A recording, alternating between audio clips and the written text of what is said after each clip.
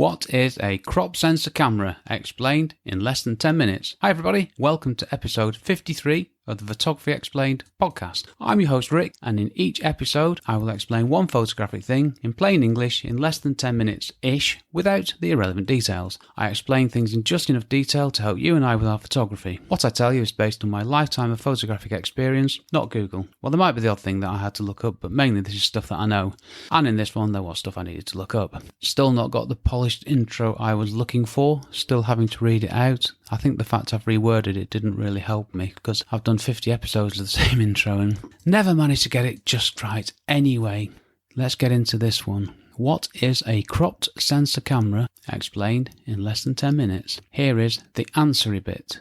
Cropped sensor camera has a smaller sensor than a full frame camera. Cropped it's line 2 of the answer bit. Let's do that again. A cropped sensor camera has a smaller sensor than a full frame camera. Cropped sensor cameras are generally cheaper and smaller than full-frame cameras. Cropped sensor cameras have a crop factor applied to the focal length of any lens, meaning that 50mm on a full-frame camera is effectively circa 80mm on a cropped sensor camera. Cropped sensor cameras have a greater depth of field than full-frame cameras. Okay, that was the formal bit. Now let's do a bit of explaining. What is a camera sensor? This is the bit at the back of the camera that records the image. It's where the film used to be back in the day. And I'm old enough to know what film cameras were because that's what I started off using. So what is a cropped sensor? Let's go through this one more time.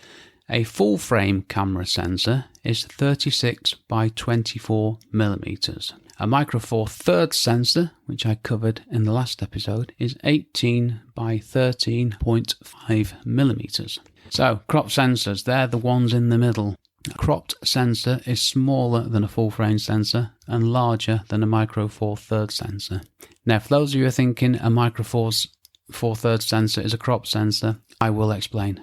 This is the bit I had to research because it does vary slightly. So, how big is a crop sensor? On the Canon EOS 400D, according to the Canon website, this is 22.3mm by 14.9mm. A Canon EOS 90D is 22.3 by 14.8. Don't worry, this will make sense.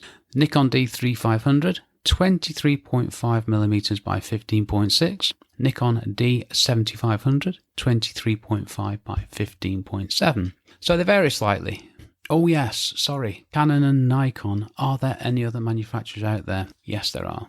On the Sony Alpha 6000, the sensor is 23.5 by 15.6mm, and the Fuji X-T4 is the same. So what comes out of all those painful numbers is that the Canon sensor is a different size from Nikon, Sony and Fuji. So there are two slightly different sizes, but the principles are all the same. The crop factor varies slightly, we'll get onto that. So Nikon, Fuji, Sony are all pretty much the same to within 0.1 of a millimetre, which is good enough for me, but they're all slightly different to Canon.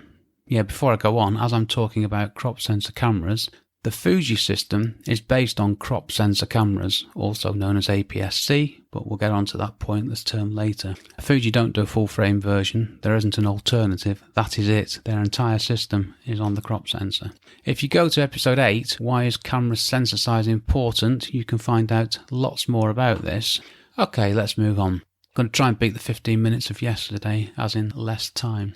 APS-C, what does that mean? This is a real hangback to a film camera system called the Advanced Photo System. I find this term does not help in any way, shape or form, so I don't want to say any more about it. If you see a APS-C, that is referring to a cropped sensor or a crop sensor camera. That's all you need to know. What it stands for, it's irrelevant. Go back 20, 30 years and it might have a relevance, so let's forget that. Next point. Is a micro four thirds camera a cropped sensor camera? The answer is yes, but I treat it differently because it's a different system. I covered it in the last episode, so if you want to know more, go back to episode 52 where I talked just about micro four thirds. Okay, crop factor. Now we need to go back to the beginning of full frame. On a full frame camera, a 50mm lens is 50mm, and this is the standard view, same as the human eye sees. With an APS-C sensor. I've done it. I've used the term I hate. With a crop sensor, the crop factor for Canon is 1.6, and for the others, and this was the point of Sony, Fuji and Nikon, is 1.5. What does this mean? You put a 50mm lens on a cropped sensor camera, there is a crop factor. So like I say, on a Canon, it's 1.6. So you times the focal length by 1.6, which equals 80. So a 50mm lens on an APS-C camera, a 50mm focal length on a crop sensor camera. APS-C is still up on my screen, that's why I keep on saying it. A 50mm focal length on a cropped sensor camera with Canon is 80mm, and with my lightning quick maths on the others is 75mm. Yeah, I said last time, on a Olympus Micro Four Thirds, or a Panasonic for that matter, it's 2 times, which would be 100mm. Okay, so that's the crop factor. Depth of field. Now then, this is the one that I still can't get my head round. A full frame sensor camera has less depth of field than an APS-C camera. I've done it again, haven't I? I'm going to start that one again. A full frame camera has less depth of field at equivalent focal lengths than a crop sensor camera. It's all to do with optics, dimensions and stuff that I will never understand. That's all I need to know. That's all I'm going to tell you. APS-C cameras are, in general terms, cheaper than full frame cameras, mainly because the sensor is smaller and sensors are expensive. Smaller APS-C cameras, I've done it again, shoot me now. Cropped sensor cameras are generally smaller than full frame cameras. This is because the sensor is smaller and therefore everything around it is scaled down a little bit. What about lenses? This is one of those really odd things. Let me just tell you this one. You cannot use a Canon lens for a cropped sensor camera, which is an EFS lens, on a full frame camera. But you can use a full frame Canon lens, which is an EF lens, on a cropped sensor camera. Nice and clear? It's one to bear in mind for the future. Do I need a cropped sensor camera or a full frame camera? The number one answer to any question in photography is, it depends. What are your aspirations? What's your budget? How big do you want to print your photos? I did make the point last week and I'll make it again here because it's equally relevant. When I do work for architects and I give them the photos, they can't tell if the photos were taken with a Micro Four Thirds camera or a full frame camera. They tend not to blow it prints up to huge sizes. Most people are just looking at things on screens these days. If you want to print massive photos, the bigger the sensor, the better, in theory, in general terms. But we don't do that, do we? I've never done an A3 print apart from for my BIPP portfolio submission.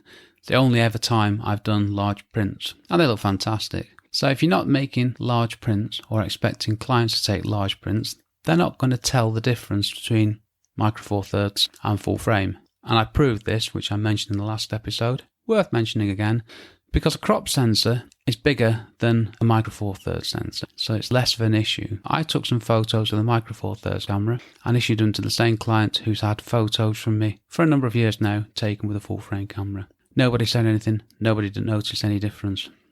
Don't worry about it too much. This isn't on my notes, this is just a thought that's come to my head now. It's really hard to buy a rubbish camera these days.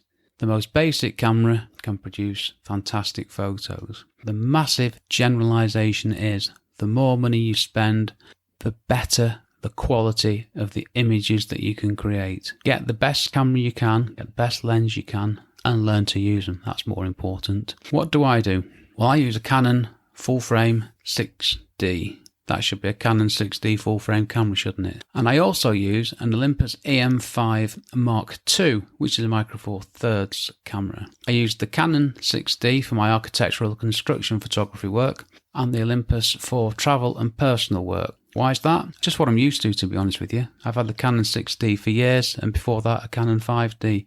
And that's just that's my workhorse camera.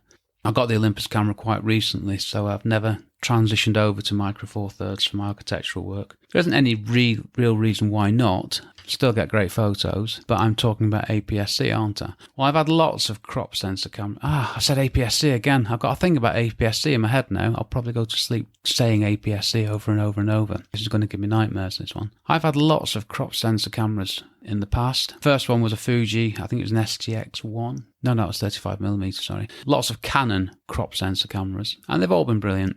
And I don't look at photos taken with a Canon crop sensor camera from 15 years ago and look at them and think they look rubbish.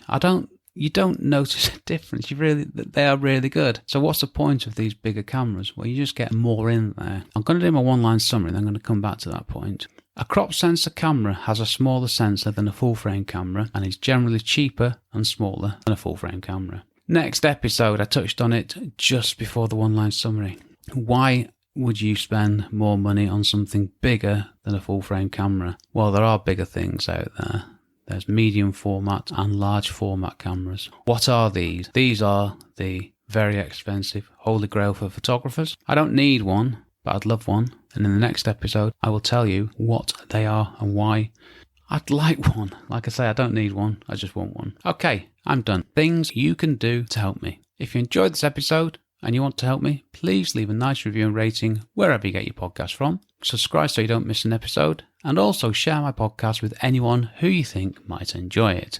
Thank you for listening to my small but perfectly formed podcast. My websites. Check out rickmcevoyphotography.com to find out more about me and my photography blog, and also the Photography Explained podcast website, where you can find out all about this podcast, what I'm going to answer, and you can ask me a question of your own. I probably need to update the subject list now because it's grown enormously, because every time I do an episode I find 3 or 4 or 5 things that I need to explain. This episode was brought to you very much by the power of morning optimism. It's just gone noon. Failed. And the faint chance that I'm actually getting the hang of this. Now, I wrote that before I recorded this. Clearly I'm not. Apologies for the stumbling. I've gone over time again. I'll try and get back to my 10 minutes on the next one. So, I've been Rick McEvoy. Thanks again very much for listening to me and for giving me 14 minutes and 45 seconds of your valuable time. And I will see you on the next episode. Cheers from me, Rick.